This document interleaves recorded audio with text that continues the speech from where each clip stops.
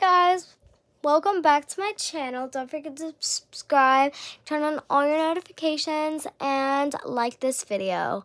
And also share it to a friend. Sorry about my scratches. I'm out of my PJs.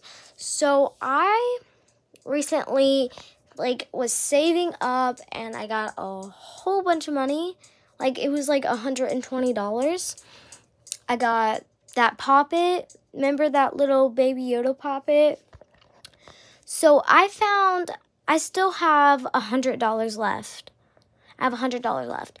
And so I am going to be spending, I found a whole bunch of fidgets on Amazon, and it's all together $60, you guys. Should I do it? And if I do it, should I do an unboxing video? Also, you guys, I am going to show you the products. So, 1 second.